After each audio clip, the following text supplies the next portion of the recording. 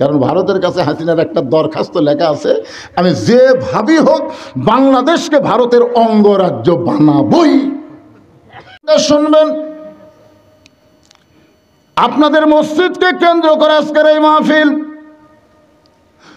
মসজিদে টাইলস করবেন, মসজিদ সুন্দর করবেন, এক সময় মসজিদ এসি করবেন, এত কিছু করেও কোনো লাভ হবে না যদি মসজিদে মুসল্লি না থাকে। ধরে কোন ঠিক কিনা?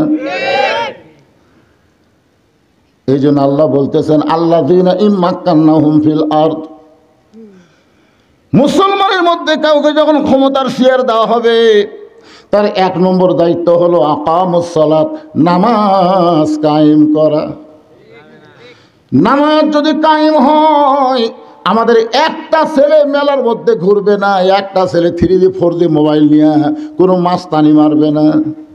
আল্লাহ কোরআনে বলেছেন ইন্নাস সালাতা তানহা আনিল ফাহশাই ওয়াল মুনকার, একমাত্র নামাজই পারে মানুষকে যাবতীয় খারাপি থেকে বাঁচায় দিতে। মসজিদকে কেন্দ্র করে মাহফিল। লাইলাতুল মেরাজে রাসূল যখন আল্লাহর কাছে গেলেন, আল্লাহ তখন রাসূলকে 5 ওয়াক্ত নামাজ দিলেন। আমি এখানে আসার পরে এশার নামাজের পর এক বক্তা ওয়াজ করতে বলতেছেন আল্লাহ রাসূলকে 50 ওয়াক্ত নামাজ দিছিল, কিন্তু রাসূল 5 ওয়াক্ত লিয়াইছেন।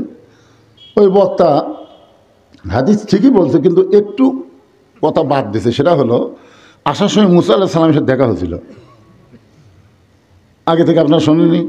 মুসা আলাইহিস সালাম বলল আল্লাহ কি দিল? তো 50 ওয়াক্ত নামাজ দিছে। পারবি না, কুমালি আসেন। তো নবী আবার গেল, 5 ওয়াক্ত কুমার দিল। মুসা আলাইহিস সালাম বললেন পারবে না। নবী আবার গেল, এভাবে নবী 9 বার গেল। কয়বার গেল? শেষে 5 ওয়াক্ত নামাজ।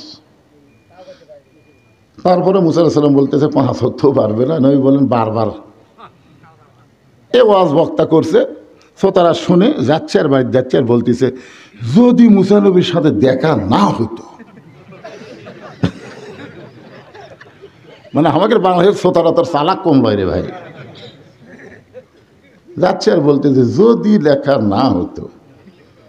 এমনি তো 3 ওয়াক্ত তাড়াতাড়ি, তাই আমাকে বিরক্ত লাগে। এদের আসর মাগরিব এশা তাড়াতাড়ি না, মানে একটা শেষ হতে আরেকটা, একটা শেষ হতে আরেকটা, তাই বিরক্ত লাগে। কে রে এত ঘন ঘন নামাজ হলে হয়?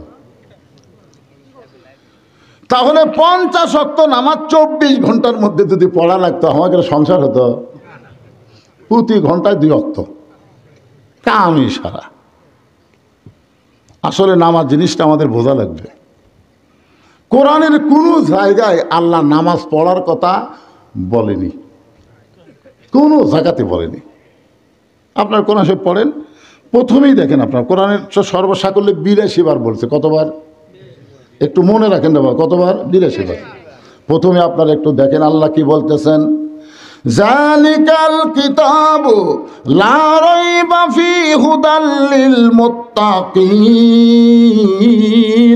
আল্লাযীনা ইউমিনুনা বিল গায়বি ওয়া ইউকিমুনাস সালাত। কি বুঝলেন? আল্লাহ বলছেন নামাজ পড়ো, নামাজ পড়ার কথা বলছে। আল্লাহ বলতেছেন নামাজ প্রতিষ্ঠা করো। এখন এই প্রতিষ্ঠা বাংলা আপনারা অনেকে বোঝেন না। মনে করেন এখানে আমরা যত মানুষ বসে আছি, আমরা সবাই কাপড় পরা প্রতিষ্ঠা হয়ে গেছে, যার কারণে একটা মানুষের ন্যাংটা নেই। কেউ পাঞ্জাবি পরছে, কেউ লুঙ্গি পরছে, কেউ পায়দা পরছে, কেউ শার্ট গাওয়ার দিছে, কিন্তু কাপড় সবাই পরিছে। ধরে কোন কথা ঠিক কিনা?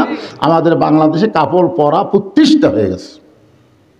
এখন যদি কোনো মানুষ ন্যাংটা হয়ে আপনাদের মাঝখানে এসে বসবার চায়, এখানে আবালটা ন্যাংটা কিছুই নাই, ওই ন্যাংটা হয়ে আপনাদের মাঝখানে এসে বসবি, আপনারা কারা কারা জায়গা দেবেন?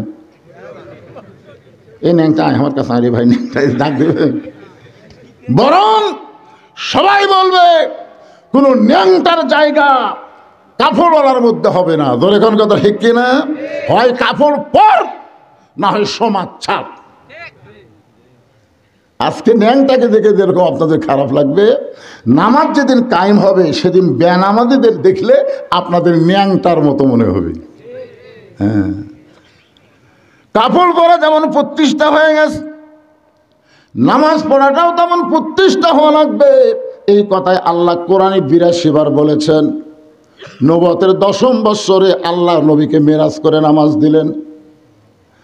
নবুয়তের 10ম বৎসরে নবী যখন 5 ওয়াক্ত নামাজ নিয়ে চলে আসলেন, কাবার হেরেমের মধ্যে নবী ফজরের নামাজ আদায় করে যেই মাত্র বের হচ্ছেন, এমন সময় একজন মানুষের সঙ্গে দেখা।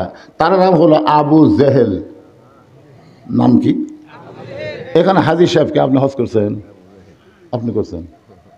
জানি। আমি তো প্রথমে 11 সালে মক্কা যায় আবু জেহেলের বাড়ির যে চিন্তা করতেছি, আবু জেহেলের বাড়িতে এর মতন ভাগ্যবান কেউ নেই।